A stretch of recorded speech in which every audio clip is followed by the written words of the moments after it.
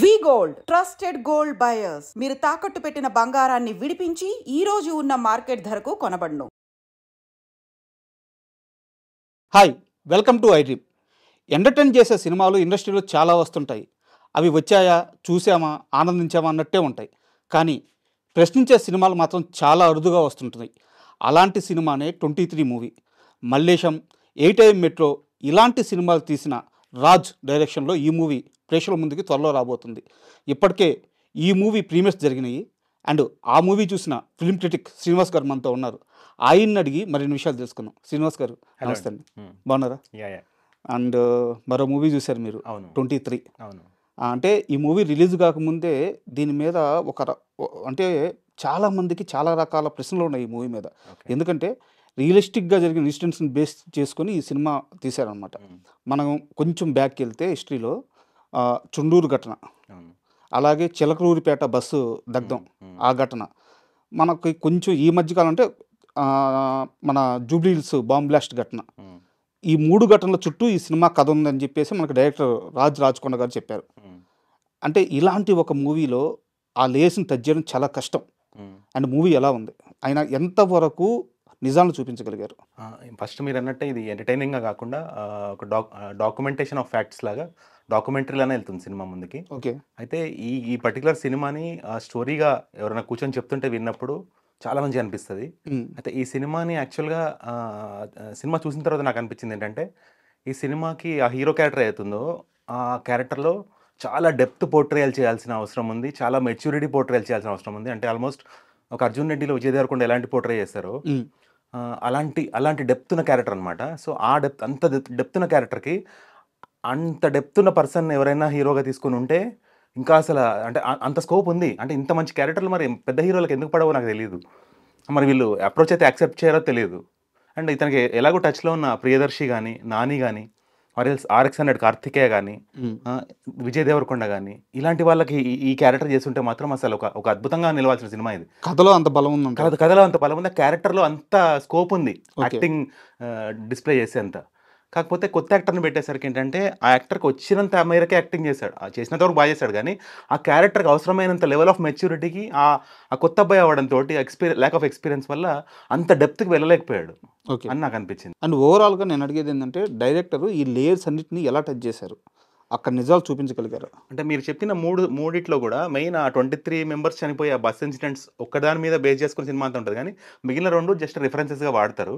అదే ఏం చూపించాడంటే, అంటే నేను ట్రైలర్లో ఉన్న వాటినే కొంచెం రివీల్ చేస్తాను. మెయిన్ సినిమా అంతా కూడా జైల్లో ఉండే ఆ డిప్రెషన్, ఫ్రస్ట్రేషన్ అది చూపిస్తారు. సో ఏంటంటే సో ఒక రిచ్ పీపుల్ ఉంటారు, example rich segment of people, ఎవరికైతే పొలిటికల్ ఇన్ఫ్లుయెన్స్ ఉంటుంది, డబ్బు కొదవ ఉండదు, ఏదైనా సంఘటన జరిగినప్పుడు వాళ్ళు ఎంత ఈజీగా దాంట్లోంచి బయటకు వచ్చేస్తారు పొలిటికల్ ఇన్ఫ్లుయెన్స్ వాడి, డబ్బు వాడి.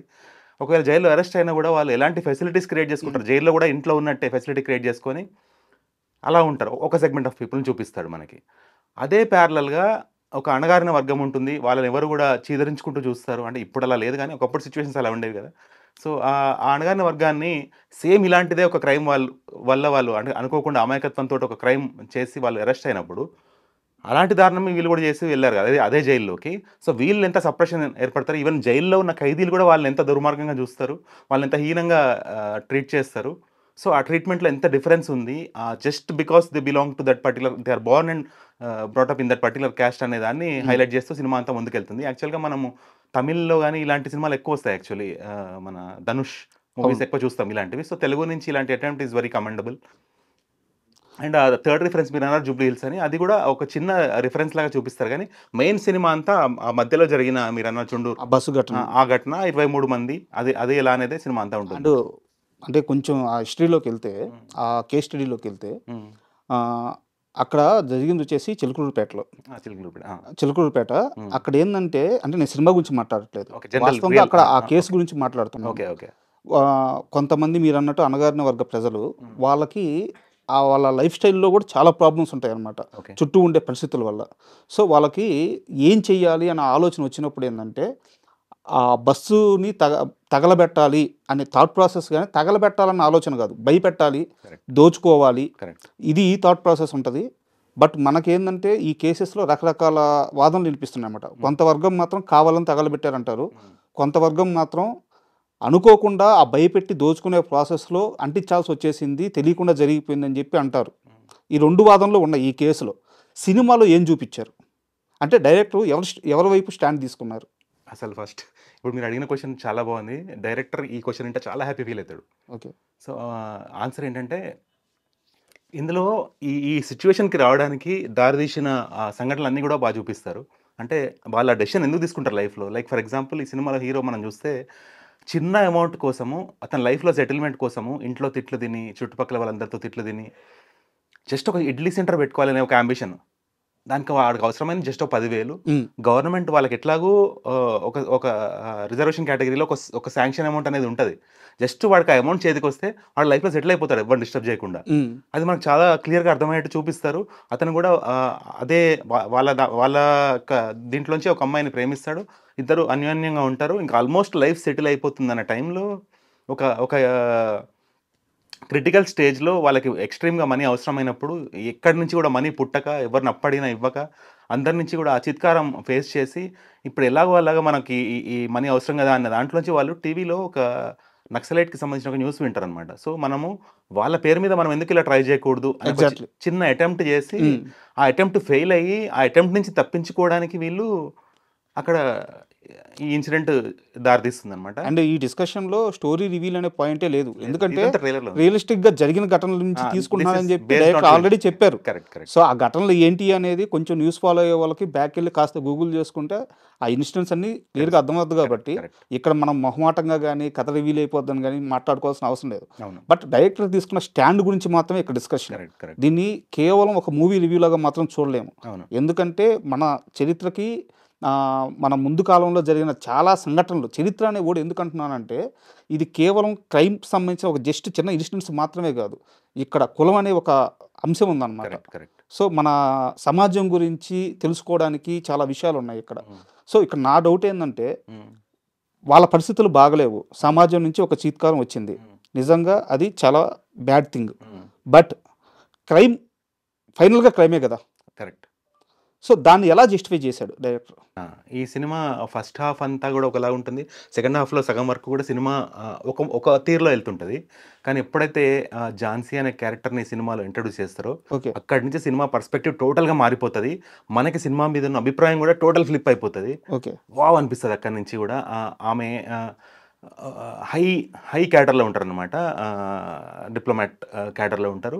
ఈ పోలీస్ డిపార్ట్మెంట్ వాళ్ళే ఆవిడని పిలిపించి ఒక్కసారి మీ కౌన్సిలింగ్ ఇస్తే చాలామంది ఖైదీలకి ఇన్స్పిరేషన్గా ఉంటుంది అని చెప్పి, కొంతమంది ఏం చూపించారంటే ఇందులో ట్రాన్స్ఫార్మ్ అయ్యే ఖైదీలని కూడా ఆ తోటి ఖైదీలు ఆ ట్రాన్స్ఫార్మ్ అయ్యే ఛాన్స్ ఇవ్వరు. ఒక 2-3 ఎగ్జాంపుల్స్ ఇందులో ఎలా చూపించారంటే, ఒక రేపిస్ట్, చిన్న పాపను రేప్ చేసిన ఒక వ్యక్తి అతని శిక్షాకాలం పూర్తయిపోయిన తర్వాత అతనే వేడుకుంటాడు పోలీసులని, నన్ను బయటికి పంపించకండి, నా నేచర్ మంచిది కాదు, నేను ఇంకా మారలేదు అని. అయినా కూడా శిక్షాకాలం అయిపోయినందుకు గాను అతన్ని బయటికి పంపించడం జరుగుతుంది. వాడు మళ్ళీ అదే క్రైమ్ చేసి మళ్ళీ లోపలికి వస్తాడు. సో ఇలాంటి కొన్ని ఇన్సిడెంట్స్ మనకి, అంటే మనం ఆల్మోస్ట్ న్యూస్లో విన్నాం, చూస్తాం. కానీ ఇలాంటి ఒక రియలిస్టిక్ మూవీలో ఆ ఇన్సిడెంట్ కూడా పెట్టడం అనేది ఎంతో మనల్ని ఆలోచింపజేస్తుంది. అయితే ఆ ఝాన్సీ క్యారెక్టర్ వచ్చినప్పుడు ఆమెకి ఒక సెగ్మెంట్ ఆఫ్ ఖైదీల నుంచి వెల్కమ్ ఉంటుంది, ఒక సెగ్మెంట్ ఆఫ్ ఖైదీల నుంచి రివోల్ట్ ఉంటుంది. అక్కడ ఆమె ఆ క్యారెక్టర్ పోర్ట్రేల్ అది కూడా ఎంత బాగా చూపించారంటే, ఎవరైతే రివోల్ట్ చేస్తున్నారో ఆవిడతో ఈమె ఆర్గ్యుమెంట్ చేసి గెలవాలని కోరుకోదు, సైలెన్స్గా భరిస్తుంది వాళ్ళు ఏ మాటలన్నా కూడా. ఆ భరించడం అనేది వీళ్ళకి ఎక్స్ప్లెయిన్ చేస్తుంది, నేను ఎందుకు భరించానని. మీరందరూ కూడా మార్పు చెంది బయటికి వెళ్ళినప్పుడు మిమ్మల్ని కూడా సమాజము నిన్ను ఒక దోషిగానో సూటిపోటి మాటలు అంటారు. అప్పుడు మీరు వాళ్ళతో తగు వేసుకుంటే నిన్ను మళ్ళీ లోపల వేపిస్తారు. అదే కదా బ్యూటీ. అక్కడ నువ్వు భరించి కనుక నీ పని నువ్వు చేసుకొని, నీ ఫ్యామిలీ, నీ కుటుంబం, నీ సెల్ఫిష్నెస్లో నువ్వు ఉంటే నువ్వు ఎప్పుడు జీవితం అంతా హ్యాపీగా బతుకుతావు అనే ఒక ఆ మెచ్యూర్డ్ పోర్ట్రేల్ నేను చెప్పిన చాలా చిన్న సన్నివేశం. అంటే ఆమె అక్కడికి వచ్చింది కూడా ఈ పర్పస్ మీదే కదా. So super characterisation. అంటే ఉన్న ఒక 20 minutes సినిమా అసలు హైలైట్ అనమాట. ఆల్మోస్ట్ ఒక పెదరాయుడు సినిమాలో రజనీకాంత్ ఉన్నంతసేపు ఎలా ఉంటుందో, ఈ సినిమాలో ఝాన్సీ ఉన్నంతసేపు ఒక అద్భుతం జరిగింది. అండ్ మనం ఇందాక ఏదైతే మాట్లాడుకున్నామో ఆ బస్సు ఘటన, అది రియలిస్టిక్గా మాట్లాడుకుంటే ఆ ఘటన జరిగి ఇప్పటికీ 30 సంవత్సరాల పైన అయిపోయింది. ఇప్పటికీ ఆ నిందితులు జైల్లోనే ఉన్నారు. ఓకే, అవును. అంటే సినిమాలో ఇప్పుడు వాళ్ళ మానసిక స్థితి ఎలా ఉంది, దీని తర్వాత ఇన్నేళ్ళ జైలు శిక్ష అనుభవించిన తర్వాత వాళ్ళ ఆలోచన విధానం ఎలా ఉంది, ఇలాంటివన్నీ ఎస్టాబ్లిష్ చేశారా సినిమాలో? చేశారు, ఖచ్చితంగా చేశారు. అదే అన్న ఇందాక, ఇప్పుడు ఇందులో మెయిన్ క్యారెక్టర్స్కి ఇద్దరు చూపిస్తారు. ఒకతనేమో హీరో, ఒకతనేమో హీరో ఫ్రెండ్. హీరో ఫ్రెండ్ ఎలా చూపిస్తారంటే అతను నమ్మేస్తాడు. అంటే అతని వల్లే జరుగుతదనమాట ఈ క్రైమ్. అతన్ని తప్పించడానికే హీరో ఈ క్రైమ్ చేస్తాడు. Okay. So, he starts believing నా వల్లే ఇంతమంది చనిపోయారు కాబట్టి అని. హీరోకేంటంటే ఆ చనిపోయిన వాళ్ళ అరుపులు అవన్నీ గూడా ఒక హాంటింగ్. హ్మ్. పడుకోలేడు. పడుకున్నా గూడా ఆ అరుపులు విని నిద్ర లేచేస్తుంటాడు. ఓకే. ఒక ఒక అదొక మనము జీవితంలో ఒక దగ్గర స్టక్ అయిపోతాం చూడండి. అతని సిట్యుయేషన్ అలా ఉంటది. ఇంక అక్కడి నుంచి దాటి బయటికి రాలేక, అందులో ఉండిపోలేక, ఇంకా జడ్జి గూడా అవకాశం ఇస్తే గూడా వాళ్ళని వాళ్ళు వాదించుకోమంటే గూడా ఏం మాట్లాడలేక మౌనంగా ఉండిపోయి, ఆ మౌనం వీళ్ళు ఒప్పుకున్నట్టు అయిపోయి, వీళ్ళకి శిక్ష పడిపోయి అలా ఉంటుంది. ఒకటేంటంటే ఇందులో ఏం చూపిచ్చారంటే ప్రతి ఖైదీని ఒకేలాగా అంటే కొన్ని సెగ్మెంట్ ఆఫ్ పీపుల్‌కి ఎవరైతే సపోర్ట్ ఉండదో సొసైటీ నుంచి గానీ, రిచ్ పీపుల్ నుంచి గానీ ఎవరి నుంచి అయితే సపోర్ట్ ఉండదో వాళ్ళకి easiest way of judiciary is ఉరిశిక్ష ఏసేయండి వాళ్ళకి అనేది. ఓకే. సో, వీళ్ళు మారడం మనకు చూస్తున్నప్పుడు వీళ్ళ చేతిలో 23 మంది చనిపోయినా గూడా ఆ క్యారెక్టర్‌తో మనం ఆ సినిమా అంతా జర్నీ చేస్తాం కాబట్టి ఎక్కడో కొంచెం ఎమోషన్ అనేది మనకు ఏర్పడతది. వాళ్ళ మార్పు చూసినప్పుడు. అండ్ సో, నా డౌట్ మంచిగా మారిన మనిషిని ఎందుకు చంపాలి అనే ఫీలింగ్ మనకు కూడా కొంచెం వస్తది. నా డౌట్ కూడా ఇదే. హ్మ్. అంటే ఏందంటే 23 మంది చావుకు కారణమైన ఒక మనిషి వైపు స్టాండ్ తీసుకొని ఆడియన్స్ చేత ఆ ఆ థాట్ ప్రాసెస్ క్రియేట్ చేపిచ్చి హ్మ్. వాళ్ళ వైపు నుంచి కూడా ఆలోచించాలి అనే ఒక యాంగిల్‌లో కథని ఎస్టాబ్లిష్ చేసి సినిమా తీయడం అనేది చాలా పెద్ద విషయం. అవును. సో, దీంట్లో ఎంతవరకు సక్సెస్ అయ్యాడు డైరెక్టర్ అని? అంటే అందులో మనకది చూపిచ్చాడండి కల్లారా మనకి. అతను అతని ఇంట్రెస్ట్ ఎక్కడ తీసుకెళ్ళాలో అర్థం గాదు. సో, ఎవరైతే ఎవరైతే మారి కొత్త జైలర్ వస్తాడో, అతను ఇతనికి ఎట్లాంటి మెచ్యూరిటీ ఇస్తాడంటే, నువ్వు నీ నీ ఎనర్జీని చానలైజ్ చేసుకో, ఎడ్యుకేషన్ మీదకొచ్చేసేయి. హ్మ్. నువ్వు ఎక్కడో చదువు ఆపేసి, నువ్వు ఎక్కడో డైవర్ట్ అయ్యావు నీ సర్కిల్‌లో. అందుకనే నువ్వు ఇట్లా అయిపోయావు. సో, నువ్వు మళ్ళీ బ్యాక్ టు ఎడ్యుకేషన్ రా. అతను మంచి రైటర్ అనమాట ఓకే. సినిమాలో. ఓకే. సో, నీ పెయిన్ అంతా రాయి బుక్ పరంగా. నీ పెయిన్‌ని బుక్ పరంగా రాస్తే నేను దాన్ని పబ్లిష్ చేపిస్తాను. సో, అలా ఆ బుక్ పబ్లిష్ అవ్వడము, అక్కడి నుంచి అతనికి ఒక కొత్త ఇన్‌స్పిరేషన్ రావడము, జైల్‌లో అందరి గురించి తెలుసుకొని ఒక్కొక్క వ్యక్తి ఎందుకు జైలుకొచ్చాడో తెలుసుకొని అది రాయడము. ఇవన్నిట్లోంచి ఒక రకమైన వేదాంతము అది పబ్లిక్‌లో కొంచెం ఆదరణ పొందడము జరుగుతుంది. సో, ఆ విధంగా ఆ క్యారెక్టర్ ట్రాన్స్‌ఫర్మేషన్ చూపిచ్చారు మంచిగానే. ఓకే. అండ్ ఇలాంటి మూవీ గురించి మాట్లాడేటప్పుడు సాంగ్స్ ఎలా ఉన్నాయి? ఐటెమ్ సాంగ్స్ ఉన్నాయా? కామెడీ ట్రాక్స్ ఉన్నాయి. ఏమి మాట్లాడలేం. హ్మ్. ఉండవు గూడా. హ్మ్. ఉండకూడదు గూడా. హ్మ్. కాబట్టి సినిమాలో ఉన్న ఆ ఇన్సిడెంట్స్ గురించే మాట్లాడాలి. హ్మ్.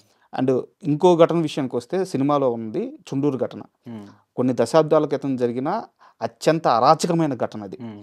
అండ్ అంటే అప్పుడు మేము చదివిన వార్తల్లో ఏందంటే అక్కడ ఎవరైతే చనిపోయారో వాళ్ళ డెడ్ బాడీలను చూసి ఎవరైతే డాక్టర్లు ఉన్నారో వాళ్ళు గూడా భయపడ్డారంట. కరెక్ట్. సో, ఆ విజువల్స్ అన్నీ కరెక్ట్‌గా చూపిచ్చారా?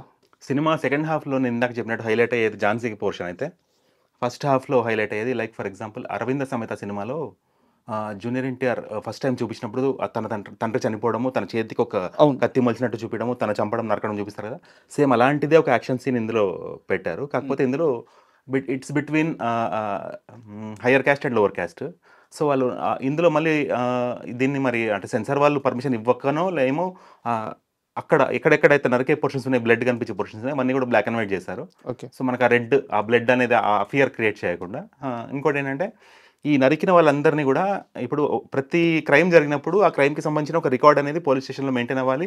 హాస్పిటల్ రికార్డ్స్‌లో కూడా మెయింటైన్ అవ్వాలి. ఎవరెవరు అవును. ఏం జరిగింది అనేది. అవును. సో, దానికోసం మనకు చూపిస్తారు ఆ మార్చురీలో ఎంతమందైతే చనిపోయారో వాళ్ళందరినీ ముక్కలు ముక్కలుగా కోసేస్తారు. అంటే నరికేసి ఎళ్ళిపోతారు వాళ్ళు. హ్మ్. హ్మ్. క్రైమ్ హ్మ్. చేసిన వాళ్ళు. హ్మ్.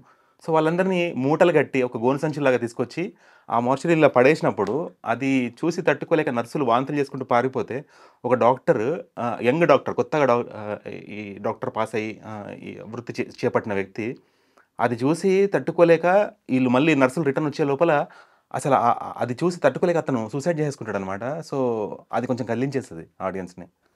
అంటే పర్టిక్యులర్‌గా ఈ ఘటనల గురించి ఎందుకు అడుగుతున్నా అంటే సార్, ఇలా ఒక ప్రశ్నించే సినిమాలొచ్చినప్పుడు మాత్రమే హ్మ్. వీటి మీద ఒక డిస్కషన్ స్టార్ట్ అవుద్ది. కరెక్ట్. ఇప్పుడు మీరేదైతే చెప్పారో ఆ బాడీలు పీసులుగా గోను సంచుల్లో వచ్చినాయని రియల్‌గా జరిగింది ఆ ఘటన. అదే.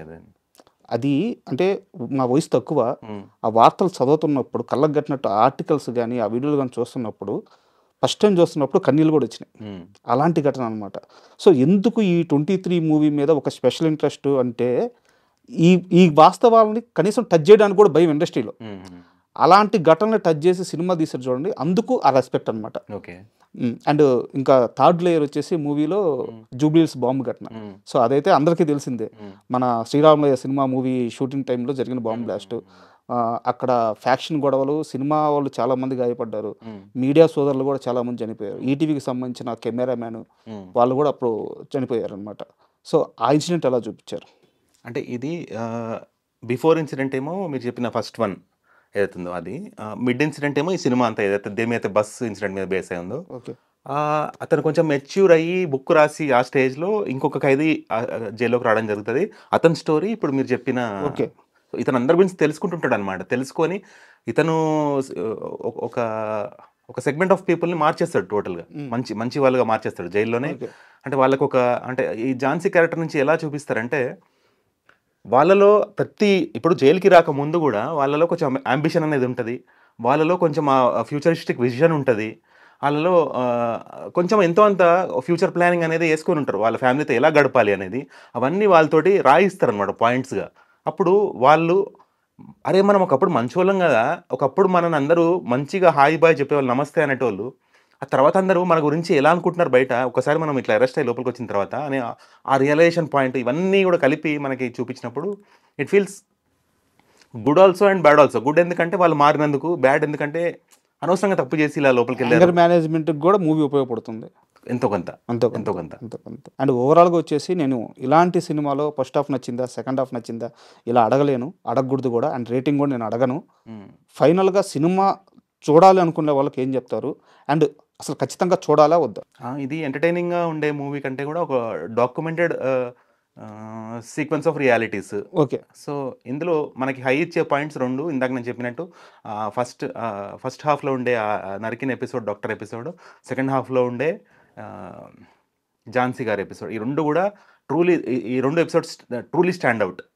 అంటే best of director, best of actors, best of narration ఈ పోర్షన్స్లో కనిపిస్తుంది. మిగతా సినిమా అంతా ఏంటంటే అది అంటే నార్మల్గా తీశారు, మరి నార్మల్గా తీయాలని తీశారు, అది ఇంటెన్షనలా అన్ఇంటెన్షనలా I don't know. The same movie could have been much better with deep layered performance by the actors. Heroine అయితే బాగా చేసింది, మళ్ళీ కంపేర్ చేస్తే హీరోకి హీరోయిన్కి కంపేర్ చేస్తే హీరో ఫ్రెండ్ బాగా చేశాడు, హీరో పక్కన ఉన్న హీరోయిన్ బాగా చేసింది. హీరో కొంచెం, అంటే మనం హీరో మీద సినిమా డిపెండ్ అవుతుంది కాబట్టి ఇంకొంచెం డెప్త్ పోర్ట్రేయల్లోకి వెళ్ళుంటే ఇది ఖచ్చితంగా ఒక అవార్డ్ విన్నింగ్ ప్రొడక్ట్ అయ్యేది. ఓకే. సో ఫైనల్గా మూవీ గురించి అంటే సీరియస్ మూవీస్కి ఎప్పుడూ ఒక సెగ్మెంట్ ఆఫ్ ఆడియన్స్ ఉంటారు, వాళ్ళు ఖచ్చితంగా ఈ సినిమా చూస్తారు ఇర్రెస్పెక్టివ్ ఆఫ్ రివ్యూస్. ఓకే. అంటే ఐఎమ్ వెరీ షాక్డ్, నిన్న చాలా మంది సినిమా చూసారు కానీ there are no reviews at all. అంటే మూవీ రిలీజ్ అయినాక నిన్న ప్రీమియర్స్ చేసిన తర్వాత కూడా రేపు మూవీ అంటే మేబీ తర్వాత we can see. అండ్ ఫైనల్గా నా సైడ్ నుంచి కూడా ఇలాంటి ఒక సినిమా తీయడానికి ధైర్యం ఉండాలి సార్. ఆ విషయంలో ఖచ్చితంగా డైరెక్టర్ రాజ్కొండని అండ్ ప్రొడ్యూసర్ని ఖచ్చితంగా మెచ్చుకోవాల్సిందే. ఒక మంచి అటెంప్ట్తో ఒక మంచి మూవీ వచ్చినప్పుడు ఖచ్చితంగా తెలుగు ఆడియన్స్ ఆదరిస్తారు, ఇదివరకే ప్రూవ్ అయింది. అండ్ ఈ మూవీ కూడా హిట్ అవ్వాలని కోరుకున్నాం. అండ్ మరో మంచి మూవీతో, మరో మంచి రివ్యూతో కలుసుకున్నాం. Thank you sir. అసలు మీ క్వశ్చనర్ చాలా బాగుంది, ఈ సినిమాకి సంబంధించిన మీ questionnaire hats off. Thank you sir.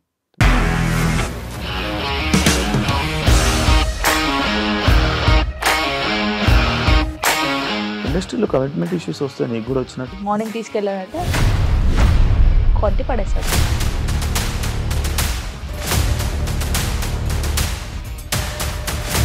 ఒక్కళ్ళు కూడా చూడలేదు ఈ సినిమా అని చెప్పడానికి కూడా చాలా ధైర్యం కావాలి. అది నిజం కదా, దాంట్లో ధైర్యం ఏంటి? ఇది నెక్స్ట్ డే ప్లేట్ మార్చేస్తే తప్పు కదా. As of now we are comfortable this అని నేను అనుకుంటున్నాను. రష్మిక గారిది మీది ఒకే ఊరు అంటే కదా, నీకు కోపం వచ్చిందంటే బాగా తిట్టేత్తరా? తిట్టేద్దామండి. నిజంగా గేమ్ ని ఎలా చేంజ్ చేయగలిగారు? ఏపీఎస్ఎఫ్సి వాళ్ళకి 6 నెలల్లో నేను 6 లక్షలు కట్టా. బిజినెస్ చేయాలనుకుంటే it is as difficult as riding a tiger.